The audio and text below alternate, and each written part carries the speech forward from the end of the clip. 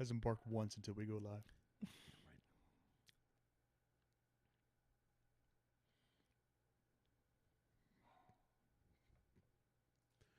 Hey, welcome to the Total Schmidt Show. How you doing? We are streaming. We are live today, live stream with Johnny Cardinale. Let's do it. Oh, hey, welcome to the Total Schmidt Show. Whether you're watching on the Lenny Schmidt Comedy Network on YouTube or you're listening on podcast, we have a new intro, new theme song. Let's do this.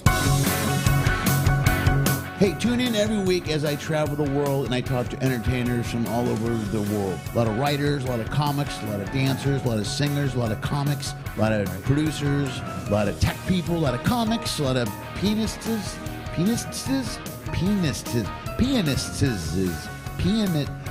piano player type people. You know what I'm talking about. Musicians and lots of comics. Every once in a while, we'll throw in a comedy sketch, something like that, some music, some travel stuff. We'll even do a live remote from one or two of the ports that happen to be hanging out at. That's it. That's the whole show. And I'm going to record it all and put it on the intraweb. Sometimes. Usually late. Always late. Maybe. I don't know. And weekly? No. Maybe. Sort of. Either way, sit back, grab a beer, light a joint, and enjoy this week's episode of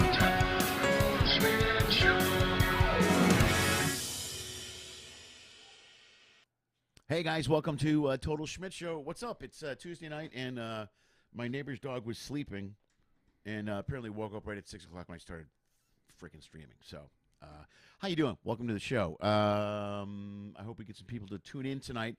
First of all, we're live. We don't live stream often anymore, but I'm doing one live now. I'm here at the house in the LA area. Watch the show if you watch it regularly, and you're watching on YouTube now. You know I'm on every Tuesday night at 6 o'clock. If you're listening on the podcast, you can tune in on all platforms, but you already know that if you're listening to the podcast. There you go. So thanks for being here. Do me a favor if you are watching on YouTube, and I'm not drunk. I'm just slurring my words. Hit thumbs up. Like that means you like the video. Do it now before you realize the video is crap. And then hit subscribe to the channel while you're at it. If you look down in the corner, there's a little picture of me. Look, it's down, where are we at? It's down, it's over here, right there. You will see a picture of me. Click on that and subscribe to my channel. And besides that, just watch the show, man. The show is, the content on the channel is free. If you want to support the channel, you can follow me on social media, Mr. Lenny Schmidt on all platforms, or you can go to my website. And you can support financially, man. Go to the Pay If You Can page, and you can pay with PayPal, anything. The way this channel is set up is you can watch the videos for free.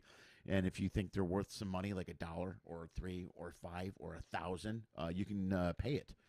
If not, just watch the video for free. But at the very least, like the video, subscribe. My good friend has been on the show before. I think he was on the first season when we worked together on a ship, and now we're hanging out in the valley where we both live. Give it up for my good friend. Here he is. Johnny Cardinale, there he is. Hello. Great to be here. He's right in front of me. There we go. We got the cameras going. We're talking. We're gonna hang out. We're just hanging out in the valley before we both leave for ships later this week. And that's what we got going on. How you doing? We're hanging out in your bedroom. I'm looking at your jeans hanging from the door. Dude, this is very cool. You're not the first guy. Vince Morris gave me a lot of shit about that. I did a show with him. The jeans were hanging behind him. Okay. So he was like, "Thanks for the." Here in the valley, because he lives in Houston, right? This is on a ship. Yeah. It was on a ship. All right. Yeah. So he gave me shit about my smelly ass jeans hanging behind him. Well, cabin's a little bit smaller than your room, so It's a little bit I tight. got a nice space here. How you doing, brother? Good to see you. It was fun hanging out with you at the Hollywood Improv last Tuesday. Oh, that was a blast. Dude. That was a great show. It was a really good show. There was Richie Chesler and Sarah Halstead. The husband and wife team. Or maybe Sarah Chasler now that they're married. Although she's keeping her name. I guess she has not changed her name. So right. Yeah, but they're happily married. Yeah, she puts together a good show. Yeah, she does. She's great. Her promo is great. The promo she sent out the day of that little video thing. She's really good with that stuff. Very savvy, and they're great. They're a great couple. Yeah. I've known Richie a long time. I haven't. We've known of each other. How long are you talking? Like over 10 years, probably, right? Yeah. Okay, so I'm maybe about 3-4 years with Richard. I think I've known him pre-child. Yeah. When I moved here. Oh, you've known him for a while. Yeah, when I moved here, he used to hang at Messina's. I do the football thing at Messina's. And, over in Rick Messina, by the way, for those who don't Messina, tell. Manager, and we used to hang. I still hang out there and watch football, but Rich used to come up a lot. Messina's, you still go up there? Yeah, when I'm in town, that's where I watch the Bears games when I'm home. Yeah. Oh, nice. Okay. Yeah. Yeah. Very cool. I've been up there 2-3 times, I guess. Yeah. I used to open for Tim Allen at the Laugh Factory. I Oh, was one right of his on. feature guys when Lowell Sanders wasn't in town or something, and Right. I got to meet, him Yeah. before he stopped managing. But his assistant with Messina Baker back in the day, Jody, Yeah. she was a good friend of mine. Oh, right on. So, yeah. She's over at Netflix now. Yeah, she is in Netflix. You think? I Is she? want to say I think she moved over to Nickelodeon now. I Oh. just ran into her at Staples. Like I hadn't seen her in a couple of years. I ran into her maybe 2 months ago. Her husband, now she's married. Her husband used to be a member of Cypress Hill. And now he owns a bar in North Hollywood. Actually, walking distance from where I live. I have not been there yet, but one of these days I need to go check it out. I didn't know that. Really? He was a member of Cypress Hill? Yeah, isn't that interesting? Dude, that's the coolest. Yeah. Yeah, she lives next door to Rick. At least for she had the house. He owned that house. I guess I think he might have sold it to her. I think the way it worked out. Yeah, And yeah. what am I doing? I got a little bit of issue here. Hold on. Okay, there we go. But yeah, she's like right next door. They're attached. Yep, It's very I much remember attached, that yeah. now. Yeah. Cool little area. That's She's for cool. sure. Oh, She's very so cool. nice, man. Yeah, yeah. And Yeah. she was Rick's assistant when and then Melanie was over. Melanie Truitt. Yeah. Married to To yeah. Brian, yeah. Jody is the one who got me the opening for Tim Allen. She called me, Johnny, and this is where we were just talking off air before we started about working clean and working not. Right. And I've worked clean for years because I used to do a lot of colleges, and you Right. have to. But I started working clean before I even got in colleges. Richard from the Comedy Magic Club told me, hey, I like your stuff, but you're too dirty. And I watched my demo, and I go, my gosh, you're right. Yeah. I go, I just want to work clean. I'm a big Brian Regan fan, like all comics are, but I go, Yeah. I don't know. It feels like I feel like I'd like to work clean like he does, just to see if I could do it. And then it just sort of became my thing. Anyhow, it leads to other things. So that's how I was able to get a college agent because hey, that's all. But you work clean. I go, yeah. And then Jody called me. Goes, hey, Tim needs somebody to feature for him at the Laugh Factory. And she goes, I know you work clean, so send me a demo so I can send it to his people, basically Right. his assistant. Yeah, yeah. And I got it like that with over like the next day. So Dude, yeah, because that's awesome. That's good. Yeah, Yeah, it was because he nice. would want somebody clean to open for him. But I know Lowell tours with him all the time. well, A lot. because they go back 30-some years. To, Right. What was it, Detroit days or Minnesota? Are they from Detroit? Detroit, yeah. yeah. No, I did. I watched not this last football season, but the season before. We watched some playoffs. That's when Tim came to Rick's. And Tim he did usually- too? Yeah, usually he never comes. He watches at his house, but this one day he came up and watched one of the playoff games. It was Dallas or something, and he just sat there and just gave me crap about Chicago all day. I was going to say, he literally is the coolest guy ever. He's so down to earth and Yeah. unaffected. Yeah. Yeah. Yeah, he's a really cool dude. He was Mhm. great. We had a good time. Yeah. But dude, working clean, I never worked specifically clean, but when I started working ships, obviously they go, you gotta have clean sets. Got to have some, yeah. And I was worried about it, but once I started doing it, I dug it. I liked working clean. You know It's what I mean? yeah, I mean, what I found is I don't really curse a lot like off stage. I just, Yeah. the way I don't know, raised or something like that, especially around women or something like that. I always felt weird about it. Yeah. Not that I don't like every now and then I'm out at having a few beers or something, talking football or whatever. But in life, I generally don't. And all of a sudden, I get up on stage, I'm cursing like 10 times more than I ever would. And I'm watching my tape going, man, it sounds terrible coming out of me. Just because it's not genuine. Right. It's me trying too hard to sound cool or something. So anyhow, once I started working clean, and it was interesting because doing colleges, I worked with Michael Ian Black once. You know Michael Ian Black, obviously? And University of Massachusetts. And I was opening for him, and I did, I think, 30 minutes, and he did an hour, I believe. And I went up there and just worked real clean because that's what I do. And he goes back, he's very cool. He goes, guys, give it up for Johnny Cardinale. He very funny. He worked really clean. He goes, and I'm not going to. And then he was really dirty, but super funny, and they loved it. But Right. they know going in that that's how it's going to be. Yeah, right, You right, know right. what I mean? So but it was really funny how he said that. Dude, that's hilarious. Yeah. That's good. Well, could the last, my new digital album or sport, whatever you want to call it, my album or my special or whatever, Yeah. coming out in July. But I started recording those, who is it? Damn it, I'm trying to remember the Colin, damn it, I forgot Colin's last name. Molten? Yeah, that's it. Colin Okay. Moulton. So years ago, when I started working shifts, I got involved with 800 Pound Gorilla, and they do handle they're my label for digital stuff. And Colin said to me, he's like, you should record a clean one. He goes, if you record a clean album, he goes, it streams way more, like way more. And I was like, that makes sense. And then Streams on what? Sirius. Okay, yeah. Yeah. Well, it'll stream on different platforms, but you'll have more of an opportunity to make money on Sirius because they're looking for they have way less clean content than they do. They've got thousands of adult stuff. I mean, just tons. So they're always looking for good, clean content. So Colin's like, you should do a clean album. I was getting ready to do an album, and I go, you know, that's a pretty good idea. I've been working shifts for about 2 years, and I go, I got the material. I go, it would be kind of stupid not to, really. So I go, so let's throw out a clean one. So I did a clean one, and then Sirius got a hold of it, and then it streamed like crazy. And I was like, oh, man. Did you record it yourself? Did you hire? No, 800-pound gorilla does the whole deal. Oh, and where did you record it? All of the first one I recorded at Zany's in Pheasant Run in St. Charles, Illinois. Okay, yeah. And the last 3 I've recorded at Zany's in Rosemont.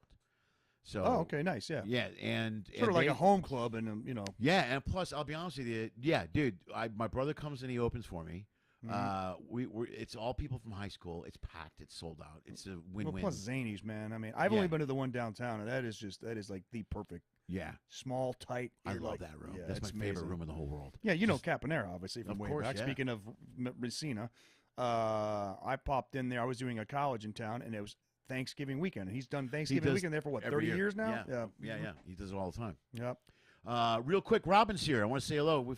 Robin, how are you? Good to see you. Hello, Robin. Thanks for being here. Robin remembers the episode with you before. We got people checking out. Robin, we were just talking about, you'll appreciate this. I did the show at the Universal Bar and Grill last night. She runs pool tournaments, so she's involved with the group of people that I butted heads with last night yet again. So sorry, I wasn't there. So it was a lot of fun. They were difficult, and then I was difficult right back. It was very entertaining for everyone. So. By entertaining, I mean it was a big pain in the ass for everyone. But yeah, but after it's all done, you're like, all right, it wasn't as bad as we thought. Yeah, you look back. So anyway, some of your friends might have told you I was a jerk last night. So thanks for tuning in today. I'm glad you're here. But yeah, so anyways, I did the first one clean, and then the new one I recorded comes out on July 16th, and that's the last one I with recorded. 800 pound. Yeah. Okay. Yeah. Yeah. And we did one. The last one I did, we didn't release because. I recorded it. It was right after COVID, and a lot of it was about COVID. A lot of it was masks, and a lot of people with masks, and a lot of stuff. Dated and right, and that's what he said. And he goes, "You know what? I don't think we should release this. What do you think about holding it off or whatever?" So what we did was, I took that one on my own and cut it into a disc card or whatever, and sold it after the shows and put it on YouTube, and then some of that material I put in the new one that I did and recorded last year. Just a little bit though. So, but it actually came out better. So it was a smart move by them to hold it back. And where are they based out of again? I want to say Nashville. Okay, because my question is, if you're recording in Chicago, do they send do they hire a team? They to come there? got techs all over the place. Okay, that's what I was wondering. Yeah, they got people, and they have guys they work with, and their system is ridiculous, man. I'm very aware of of them. Yeah, and I tried to get with them for a while, and I couldn't. And then they reached out to me at one point. I don't know exactly how that happened, but isn't that crazy how it always? It was great, but they've been really good to me for the last 3 or 4 recordings. Speaking of Sirius XM, by the way, getting back to that, years ago, I had a buddy from New York, and I didn't really know him that well. I did a military tour, and I brought my friend Allie Breen, who I knew from out here, but had moved back to New York, and she does Bob and Tom all the time, and and it was a military tour, but I was booking. She goes, "Hey, could you bring my buddy Andy?" I'm spacing on his last name right now. And he came on the tour, and he saw my stuff, and he goes, "Man, you work really clean, man. You ought to go into Sirius XM." I go, "Well, how do I do that?" And he worked for Sirius XM at the time, like low-level stuff, but he goes, "Record something, do a pro." So I went down to, I was headlining Madhouse Comedy Club in San Diego. I hired a local guy to come out there, 4 microphones, and, did it all right then. And I paid him to edit it all together. And he goes, "Dude, send me your stuff." He goes, "Dude, get it here quick because it's clean. They need clean." Right. The same thing you just said. He goes, "Get it into us." So I sent him, I edited him down myself. Once the sound was good, I edited him into whatever, 60-second, minute-and-a-half clips. And I sent in 5, and 2 of them they said 5 of them got picked up, but I get my slip every month. 2 of them played a lot. Right. And I've been getting a check for a monthly for 5 years now. Longer. You know what I mean? Just for these 2 bits, so. Yeah, dude, the clean stuff, it streams so much. If you think about it, it makes sense. You know what I mean? They've got so much. Everybody records something, and I run into people a lot. They're like, "Well, I don't want to have to record clean." And I'm like, "That's fine. You can do whatever you want to do." But it makes sense. You're going to make more money, and it's going to stream Well, more. it's just what I would record anyhow. It's just Right. he goes, dude, he came up to me, dude, you work clean. You need to get the stuff in, dude. The quicker you get it in, the more you'll get on. The quicker once you get in the cycle, you're in. Right. You know, in a place forever because we don't have a lot. And, you know, not to mention, but there's certain comedy that's for whatever reason just doesn't translate well on just audio. Right. Like Right. comedy bits, you know. So Right. my dad listens to serious comedy all the time. Yeah. And he goes, there's some bits, and he knows a lot of comedy because he's gone to see a lot. He goes, man, there's some comedians I like, but I hear them on the radio, it just doesn't translate as well, you know, because sometimes you got to see them, their movement or something. Yeah, I don't know. animation. Dude, well, facial expression and all that stuff is a big deal. Oh, Yeah. more people here. Who's here? Oh, Lori Solanka's here, of course. I like Lori Solanka. Hey, how are you? Lori Solanka, I haven't seen her in years. She's great because she watches from work. I love that. She gets away. She's like, I get to watch you at work at 6 o'clock every night. So, Where does she work? She's in the Chicago. She's in the Chicago area. She's working at 9 She p.m. works. I want to say she works at a facility, like a retirement facility, like a nursing interesting. home. Okay. Like but it's a medical facility because she's a. Yeah. Oh, she just said, "Shh, I'm still at work." Okay. Sorry, Lori. All right, Lori, tell me where you do work because I want to say it's a retirement place, right in the Illinois area. Hi, Gar. Gar's here. Gar also. I went to high school with Gar, and Robin. You went to lives- high school with a guy named Gar? Yeah, his name is Michael Garcia. Oh, and okay. We called him Gar, Okay. Just want to make sure. and he's here. Yeah, she works at a retirement home. Okay, I got that right. So yeah, Gar's here. How are you, buddy? Good to be here. And Robin lives near here, actually. She's in Porter Ranch. That's where Robin's at. Oh, Well, I mentioned okay. that already. Yeah, you did. But yeah, they tune in. But Lori tunes in. I started doing this during COVID, and she used to watch from the retired. God, she worked in a nursing home during COVID. You know, Front line. Got Yeah. to. Mm-hmm. so she was always at work. So you're Cleveland, right? Isn't it? Did I get that right? Cleveland, baby. The land. The land. That's what it's called. She The gets called it land. the land. It's called the land, yeah. Ohio against the world, baby. I moved out to California when I was 10 with my parents. Well, Okay. with my dad. It's the old Patrick Keene joke. You know Patrick Keene? Yeah, I love Patrick. Yeah, Patrick Keene. He goes, yeah, I ran away from home when I was 11. Of course, my parents came with me. We bought a house. But anyhow, yeah, I moved with my dad out to California, Inland Empire, where my Sandtrap show is.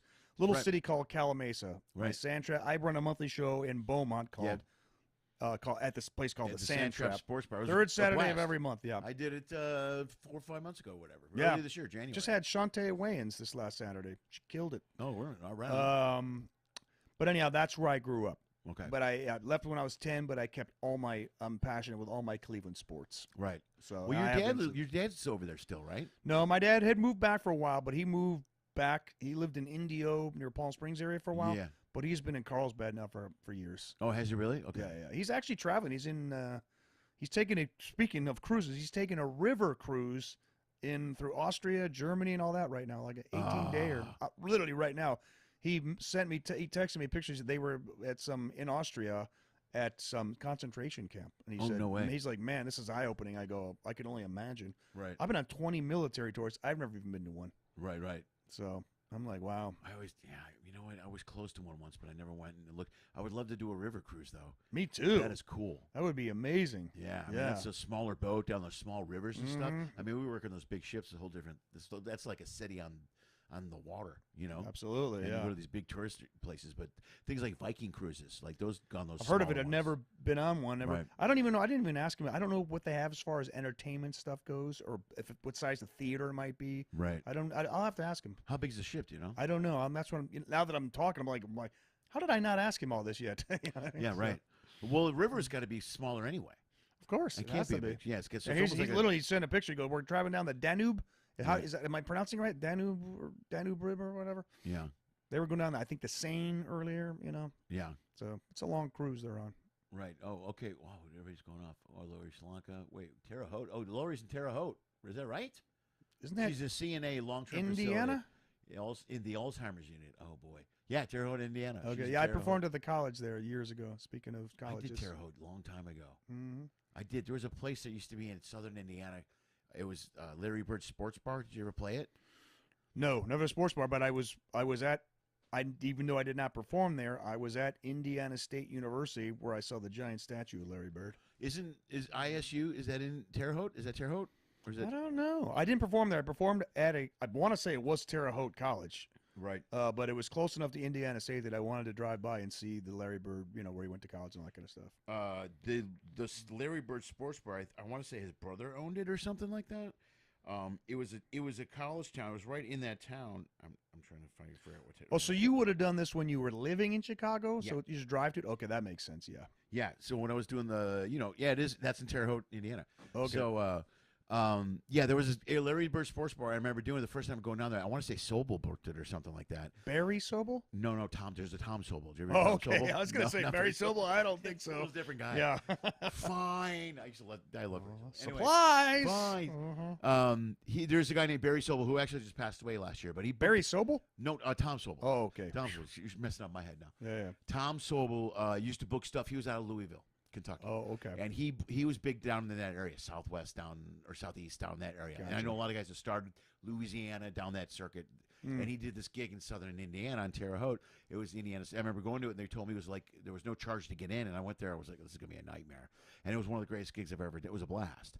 But the That's weirdest, what people say about Sandtrap when they get there. Like, what's this? Yeah, Bar there gig? was a- And then like, oh my god, that was great. it was a lot of fun. No, it was a Yeah. blast, dude. And the day we were there, there was playoffs that day. It was NFL playoffs. Ah. So right when that Niner game was over, it was the Niners, the game they had won. They had won and knocked the Packers out. I want to say, is that right? This last year, I don't remember how it played out. Maybe like the Lions? No, maybe it was the Packers. I think they beat the. I think it was the Packers because I hate the Packers. I'm an anti-Packer. Bears.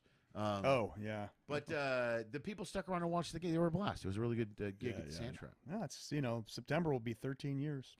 Wow, you've been booking that for 13 years? I started it. Yeah. Jeez. All Yeah. right. That's a long run. That's great, It's a dude. long run. Yeah. Yeah. That's very cool. Mm.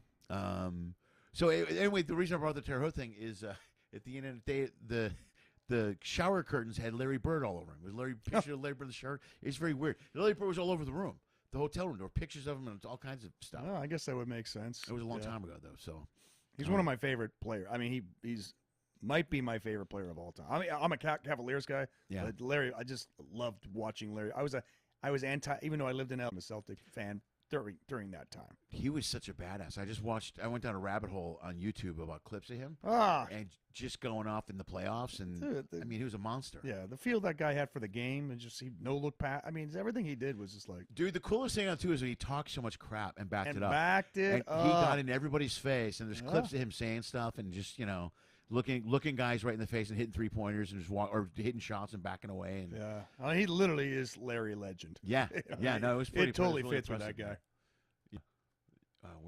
Gar's here. I'm going to check it out tomorrow. Okay. Alex is here. Oh, River Cruise is super mellow. You'll have some live music for entertainment.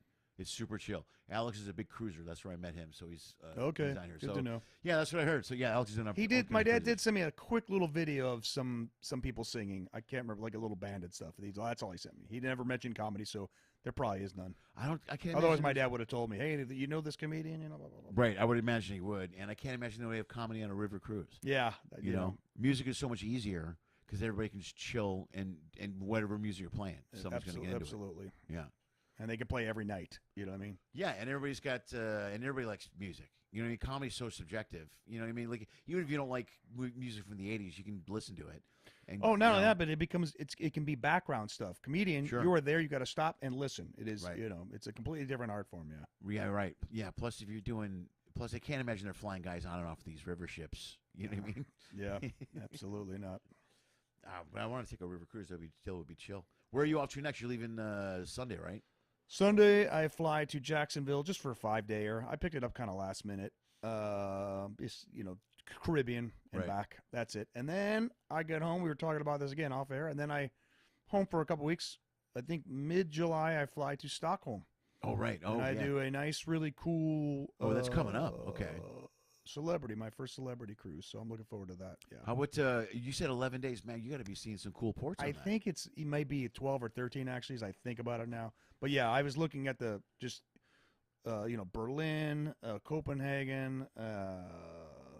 I don't know how much time, but they are overnighting me in Stockholm, so I'll have a day in Stockholm, and then a couple other really cool ports. But I'm spacing right now. Oh, Rotterdam. I believe Amsterdam. But Okay. yeah. So it's I'm looking forward to that. I did a princess up that way. And we did that. We did Rotterdam, but my overnight was Copenhagen. And then this is when I first did Princess. I did 3 in a row. So Copenhagen was like your ground zero.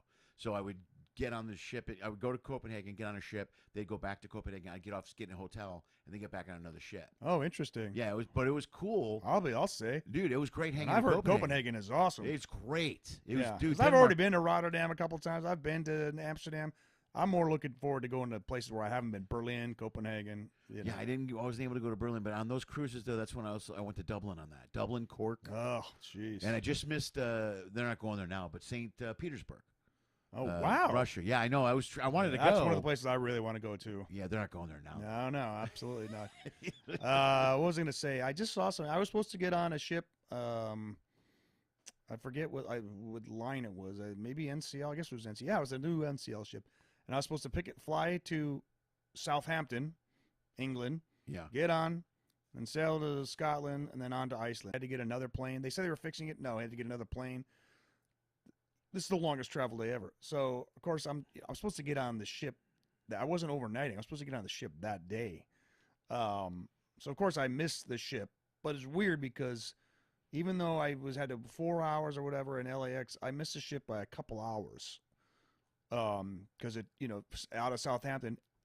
Long story short, I didn't end up getting that ship. They flew me to Iceland. I waited in Iceland for a couple days for the ship to get there. But on Facebook, I follow this Titanic site, and they just showed a picture yesterday. I was looking. It's Southampton, the port, 19 whatever 20, and it's the Titanic in port, and from the same angle picture to this day, and it's a cruise ship. I'm like, oh my gosh, that's where the Titanic launched out of, Southampton. Oh, that's where it launched out. That's where it launched out of. Yeah. Have you ever done the Titanic cruise up north in the Northeast? I've No. done it a couple of times. What is that? It's a cruise that goes The exact route? It goes over the route.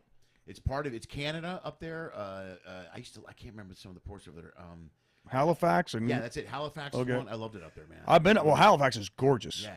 I sailed over from Iceland to Halifax, but I don't know. I never did the actual. There's the Titanic Museum up there somewhere. I don't know if in Halifax, but it's in Canada somewhere. Yeah, I haven't seen it. I would go check that out in a heartbeat. Yeah, and in that particular cruise, you go right over where the Titanic is. Oh, that would interest me totally. We're right now. This is about they'll make an announcement. They will below us now by 700 feet. Weird and kind of creepy, but right, it's totally curious as well. It's a little creepy. It's very creepy. Absolutely. Have you ever seen a picture? Now they superimpose the Titanic next to a modern day cruise ship. It's astounding. Right? Yeah, because they got the cruise ship behind it, front on. Yeah, it's like, oh my god, it's like 3-4 times the size. Right. Maybe even larger. I don't know. I heard they're rebuilding a replica. I heard that too. It seems kind of silly and very costly. Like, what would they do with that? But well, I would imagine it's the same size, similar to the Queen Mary over in Long Beach. Right. You know what I mean? You've been on a ship right next to that, right? Right. Yeah, I mean that's what it looks. That's what I would think it looks it's like. Got to be around that size, right? Yeah, those ships are amazing looking though, with the old smokestacks and everything. Yeah, 3 smokestacks. I love them. Have you ever gone on the Queen Mary? I have actually. As weird as it sounds, I used to work at a bank in Hollywood, and I was a sales rep, and they for like the top 5 percentile sales rep, they had like a big dinner and award show. It was held on the Queen Mary years ago. It's the only time I've ever been on it. They used to do comedy on there, by the way. They used to have a comedy show on the Queen Mary. I heard about that. I know some guys that. Yeah, I never did it, but. Was that Rudy? Did Rudy book that? Maybe. It sounds like something he might have done. Rudy Moreno? Yeah. Yep. Who he just passed away a couple years ago. Yeah, rest in peace. Yep. He was a great guy. I love that guy. Nicest guy ever. No, he was really cool. Yeah, why? What is it? His impression of his son. Whatever I tell him, hey, get over it. Why? What is it? So you say you work clean most of the time. When did you start doing comedy? Was it obviously you're out here, right? Because you moved here when you were. Yeah, I moved. Well, I moved out. I was in college, back in Cal State San Bernardino. I moved out to California just to get away from Beaumont. I mean, I've been with California. I moved out to Los Angeles area, Culver City. It was like 2.5 hours away, but it might have been it's similar to moving from Ohio to Los Angeles. They're so different. I never really spent time out here, so my buddy was just dropping out of UCLA, needed a roommate, so I dropped out of college, and I just came out here and started just figuring things out here. I just loved LA. Loved everything about it. I did some sketch. We were just talking about LA Connection. Yeah. I did sketch and improv down the street pretty much from where we are sitting right now. Did that for a while, and then, sort of did moved with a sketch group. Thought that was going to take off, and then finally I got into stand-up, and I kind of goofed around with it for a while. Then I got pretty serious about it. Yeah. And then got a college agent. I did colleges for like a decade before. Oh, did you really? Yeah. Oh, right on. How was that circuit? I never got into that. Well, I did the coffee shop college thing. Yeah, no, it was good. I mean, the money was really good. Right. Really good. You know, I always say colleges, a lot of comics hate them. You know, Yeah. this is, you know, everything's so cancel culture, PC. This is before that stuff, but you still had to work G-rated. Sure. I mean, there's 17-year-olds sitting and looking at you. You know what I mean? So you don't want to be working dirty and stuff like that. But I always say, when you do well with the college kids, it's the best show you ever had. Because you got them, you won them, you got their attention, you kept it for an hour, and they like you because they're genuine. They're not beaten down by life. They're blah, blah, blah, blah. Yeah. But when you bomb in front of a college, you hate, it's the worst feeling ever. Yeah, I bet. Because you're just like, what have you guys done with your life? You guys haven't done, you're Yeah, judging right. me? Are you know what I mean? And you did, it's like a bitter, bitter feeling. Thankfully, I didn't have that many terrible college shows, but you just, you know, like the, you know, stand up, anything stand up. Right. You're gonna, just when you think you have it all figured out, you're gonna have a bad set. Yeah. So, you know, you have them, you learn to plow through them. That's one thing I will say cruise ships has helped me. It's not like I've had bad sets, but every now and then you're like, I'm doing the exact same bits with the same energy that I did at the 7:30 show, but I'm not getting nothing. And it's a 9 p.m. show. It's an hour and a half later. Right. And, you know, you just learn to accept that and accept that maybe your 7:30 show wasn't as monstrous as you thought it was. This show isn't as bad as you think it is. Yeah, right. So, you know. Yeah, I always notice like the times are different. Like 7 o'clock show, the earlier crowds are always tighter for me. Like 7 o'clock, you notice they're a little bit tighter, and then 9 o'clock crowds, they seem. I don't know if it's because they've been out there already 8, they're doing stuff, but you're right. When you do the same 45 in the same night, those two different times is a world completely different. Right. World of difference. Yeah, and it's amazing how different the reaction you can get from one show to another within a 2 or 3 hour time span.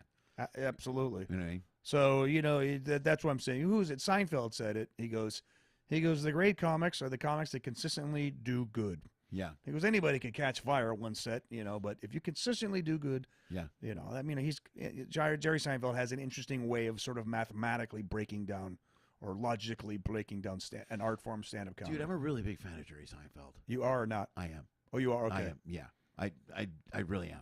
I like his philosophy. I like the way he breaks down comedy. I watched Frosted. I even like that.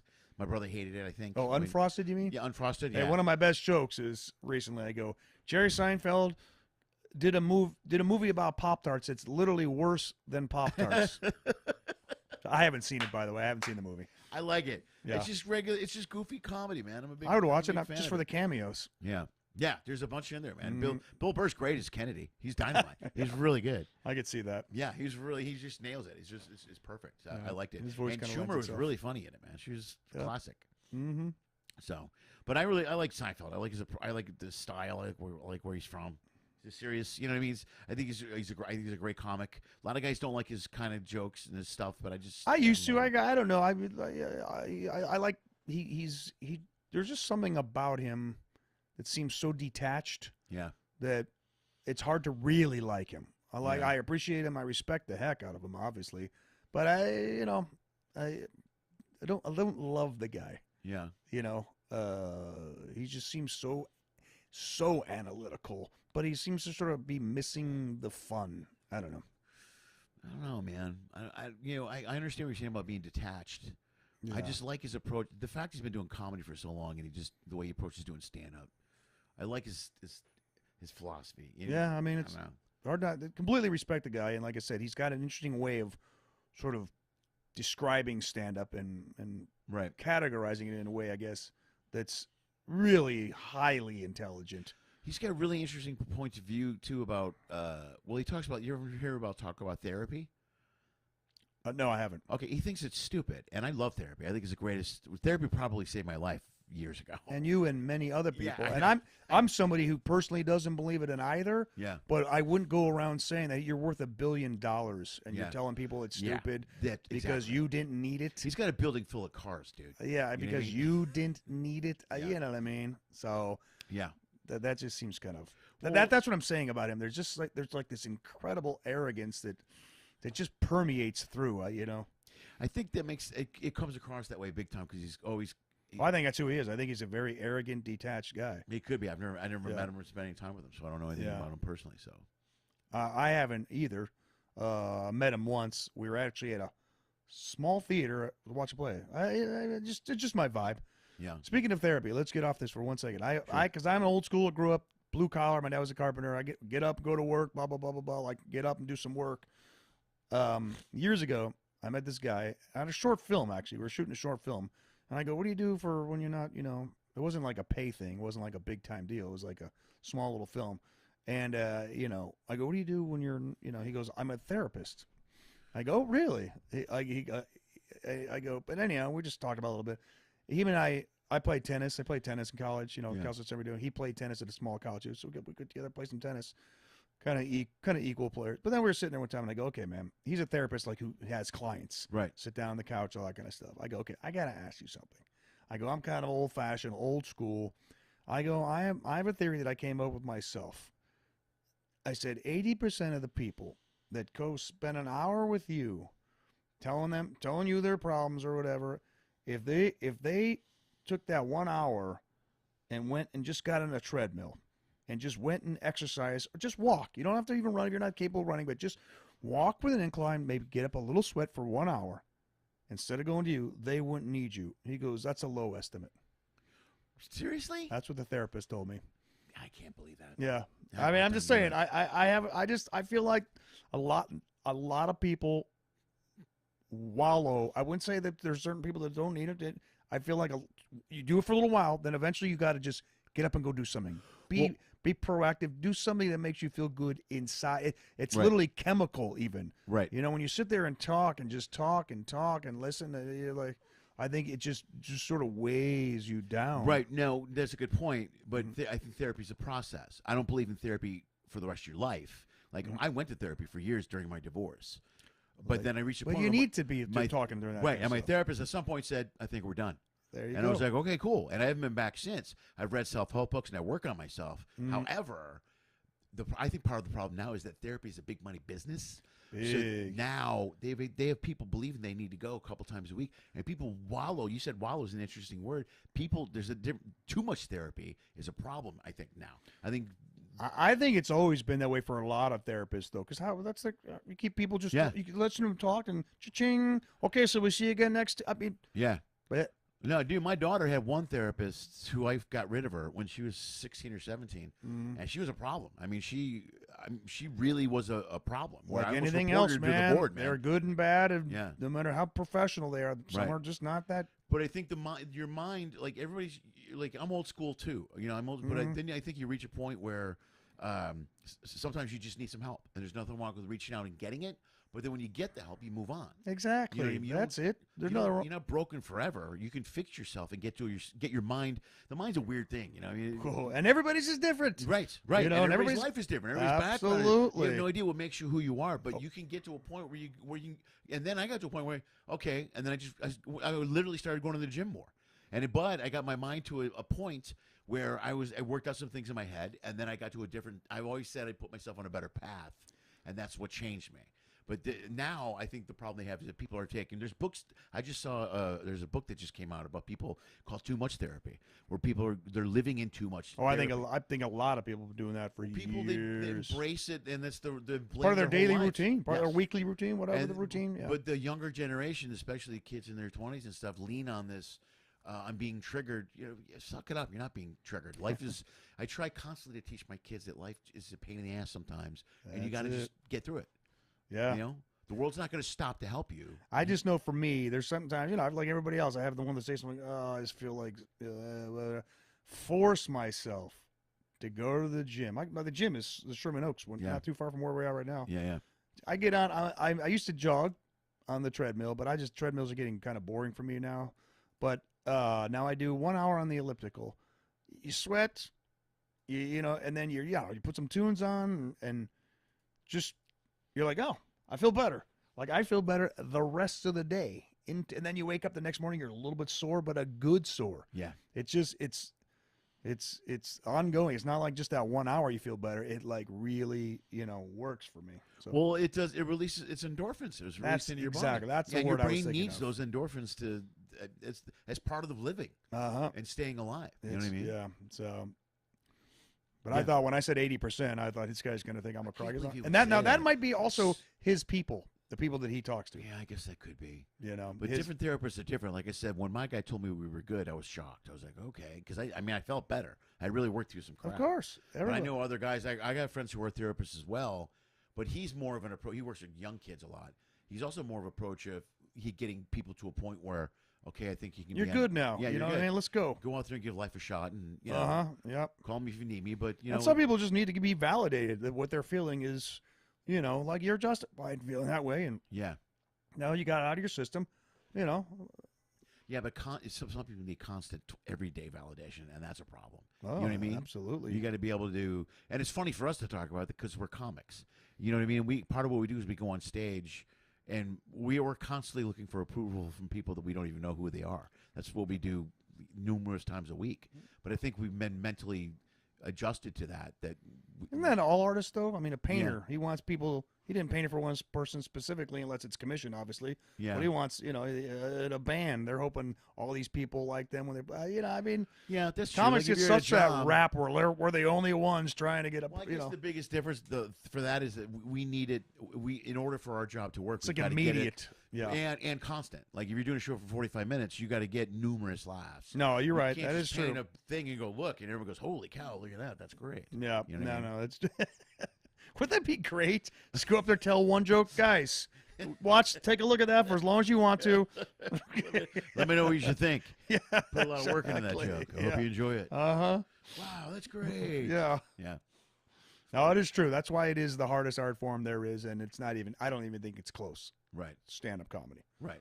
We do it so it's second nature to us now. Right. I was just at my Sandtrap show, and I only MC it now because I used to have headline it, but it's 80% regulars. Right. So years ago, I'm like, if I keep headlining, I'm going to lose all my audience. Yeah, right. Rather me get up there doing 45 minutes. Again.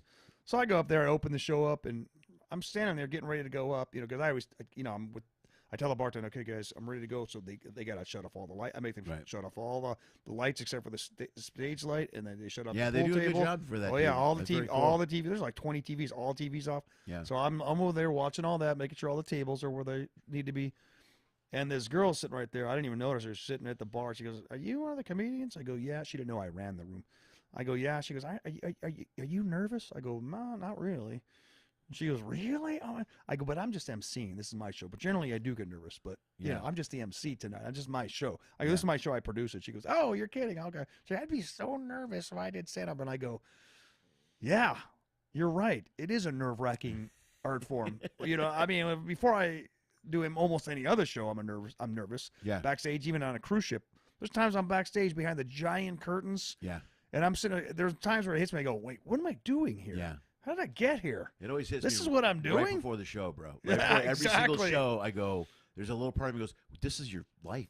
This is what you're doing. Why are you doing this?" Yeah. And, Exactly. and then there's a little part of me that goes, "What if it doesn't work?" There's right before I go out. What if this is the night it doesn't work? Well, and then it speaking goes of- away after the first show. Well, I think speaking of Seinfeld, I think he said if you ever stop getting nervous before stand-up, it's time to get out. That's a because good it's point. completely unnatural art form. Yeah, no, Just right. go up there and grab a mic and start talking Right. to be funny. So, Yeah, that makes sense. Yeah, I believe Yeah. that. Oh, yeah, 100%. Yeah. Well, you're so funny because too. After I've been doing it 37 years now, people say that all the time. They go, "I don't know how you could do that," and now I'm like, you're so used to it now. So it's like you can go up and do an hour and walk off, and it's like it it's blows great. my mind sometimes when I think of, wow, I just got done with that theater. There's 801 people in the theater. 800 are sitting right there, over there, and I'm the one guy on stage with a microphone. Yeah. It's weird. Yeah, it's a weird Yeah. thing. And you forget you've been doing it so long, you become alien to the fact that it's weird. Every once in a while, I'll look at a cruise, especially on a cruise, because we get a lot of people that come in. They're not there for comedy. They're just on a cruise. There's a little part of me goes, "Oh, that's kind of impressive," Yeah, the cool thing I'll say that working cruise ships, I didn't really do a whole lot, very sporadic until after the pandemic. Then I started getting a lot. I need to make money, and it started getting kind of regular. So it's been so much stage time and good stage time. Yeah, nice theaters, nice comedy clubs, generally packed. But the stage time is just like, Jerry Seinfeld again. Yeah. They said the three most important ingredients to being a great stand-up are stage time, stage time, stage time. Right. And And my dad used to come see me way back when, and sometimes I'd have a good set, sometimes I'd have a okay set. And he goes, man, if you could just become that person that you are on stage, Yeah. you're just so naturally, and the stage time, when I've gotten, even literally since the pandemic, has helped me literally be that guy. Right. Like I'm pretty much the same guy I am off stage as I am on stage. Right. Not even like an elevated person of myself. I'm pretty much me. That's good. Just I have my material and stuff, but if things go awry, or like when I was on stage in a theater, and right during the middle of my set, a couple of the lights went out. Right. And I go, like you don't know what's going on. And I go, guys, can you hear me? Because I didn't know if the mic went. Like, yeah. And I go, can you see me? And they go, yeah. I go, well, everything else, who cares then? You know what I mean? And then I get done with my set, and the guy the tech backstage was like all apologetic. Oh my God, the machine, they're bored. It's just something. I go, who cares? Yeah. Dude, they could hear me and see me. I thought it was funny. Yeah. He was all panicked that I was going to throw a fit. I'm like, it happens, man. No big deal. Some guys do throw a fit. Oh, I know. And I could imagine that they would, but I just thought, first of all, that was in the moment. It was like everybody got to experience with me. Right. And, it made it sort of interesting. Right. Well, the moment part of it, that's the coolest part. Live comedy is the best. When it's live and you're in the room, you're in the moment, you're experiencing everything at the same time. Absolutely. There's nothing better than that. You know Absolutely, what I mean? yeah. So for them to see it, and dude, to talk about the comfortability on stage, you can see that. You know what I mean? You can see when you're really comfortable. It's noticeable. So that's just like the opposite. You can notice when somebody's not comfortable on stage. 100%, man. Yeah. It is. That's why stand-up is so difficult. You can't hide behind anything. People know, and they can sense. Yeah. So Gar said, hard to accept an opinion of someone who never experienced what you may have gone through. Is that a comment to maybe the therapist thing? I didn't check that earlier. I know that my therapist was a train wreck. His every once in a while he'd go off into a tangent about his family, and it was a lot. That's a little odd. It was odd. But I think that's why he worked for me as a therapist, though.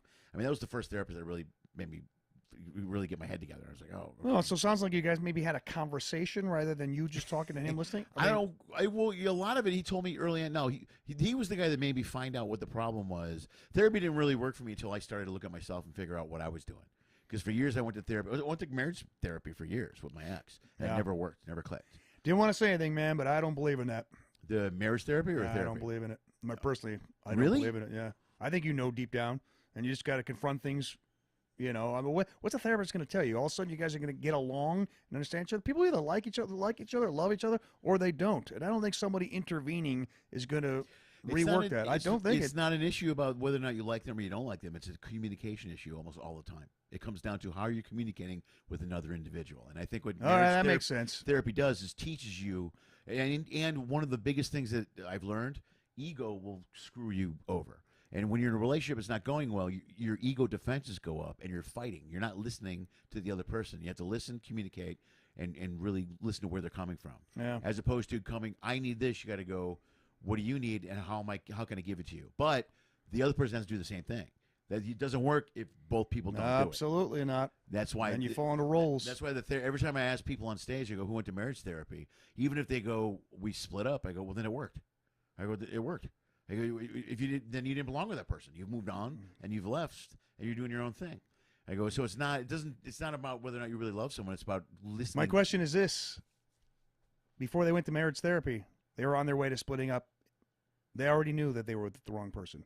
So they paid for therapy, and they did the same thing. Yeah, but plenty of people go to therapy, and then it works out, and they learn to communicate. But you got to learn to communicate. And it takes both. The hard part is both people have to do it. What happens is one person eventually doesn't do it, and then it falls apart. One person goes away, or they both go away, and then one person grows. You learn to grow as an individual, and it's still not. The therapy doesn't teach you how to live with another person. It teaches you how to communicate with other people, and I think that's what therapy where therapy works. Mm-hmm. And it teaches you to listen to other people as opposed to coming in with a preconceived notion of you're being right or wrong. Yeah. It's true. I'll be the first one to say this. I'm not the person who talked about this because I just have a very low opinion of therapists. Yeah. For the most part. Like I said, there's that percentage of people that work with. And when I mean therapy, I mean especially marriage therapy. I don't know. I feel like you're with this person, I think deep down people know. And I think they just don't have the guts to do what's right, and they hope that the therapist will make it easier. You know what I mean? I don't know. Therapy makes it hard. The hard part is the therapy.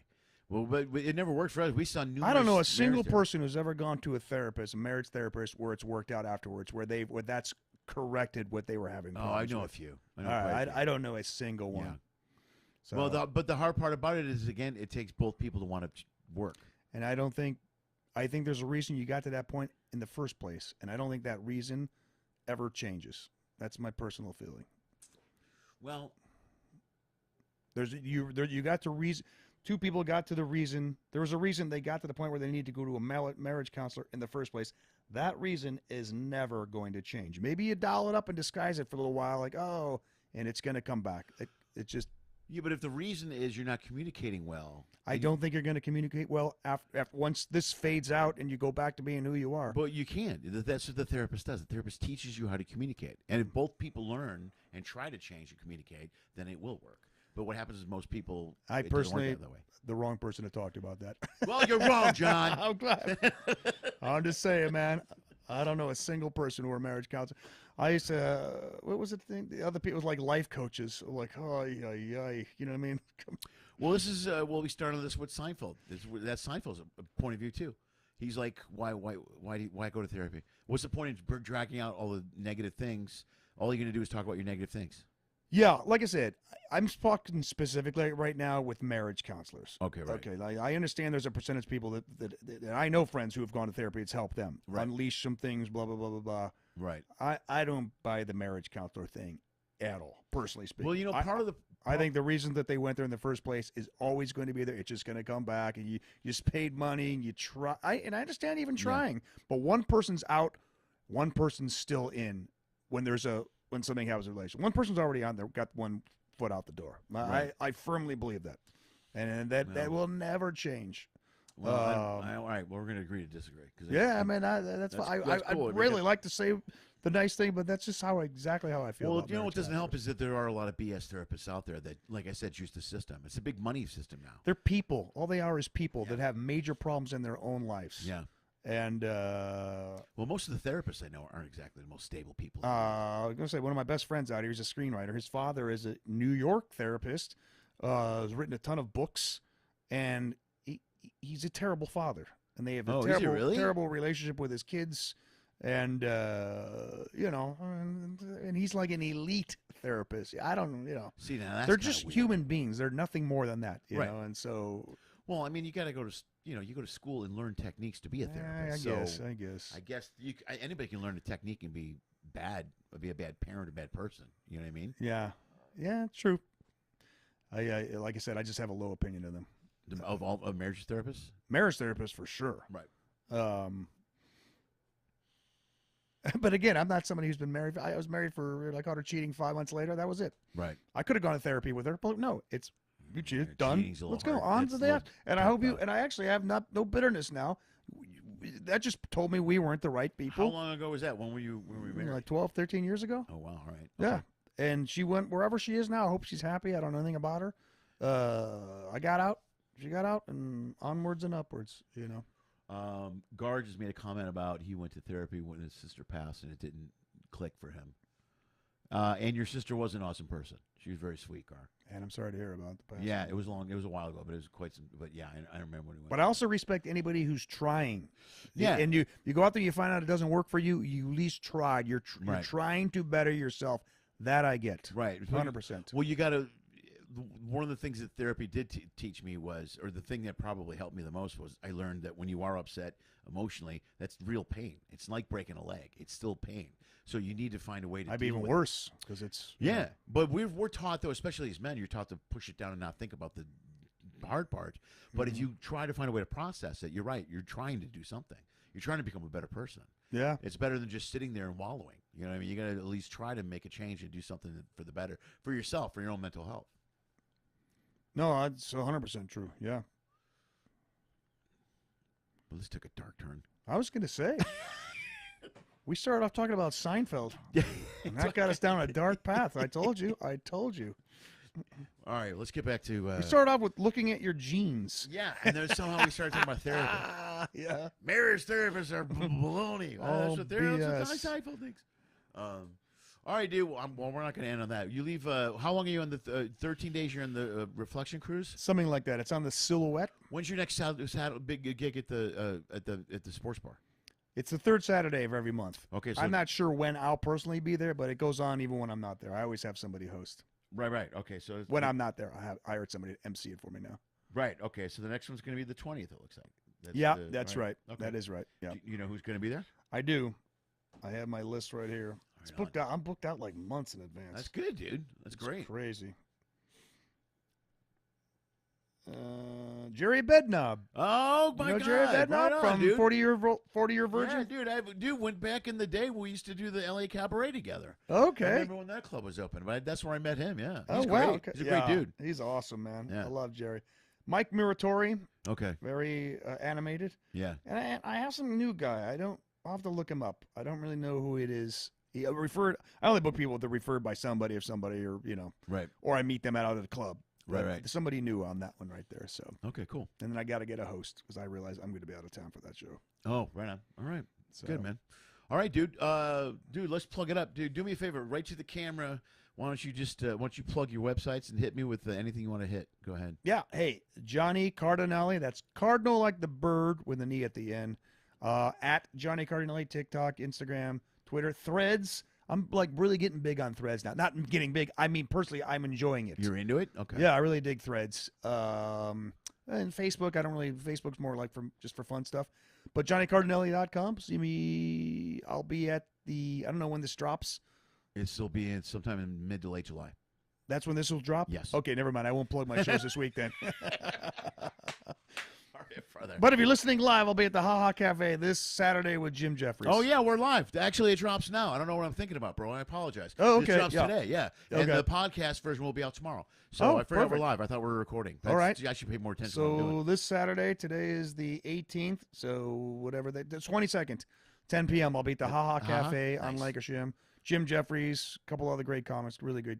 Jeffries is going to be there. Yeah, That's great. yeah. Have you Fun met show. Jeffries?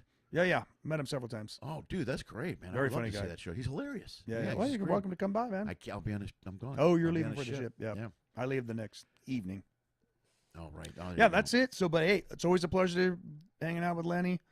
Yeah, dude. Thanks for being here. I appreciate it. This My is great. pleasure, man. All right, Awesome. man. We're out the door. Thank you.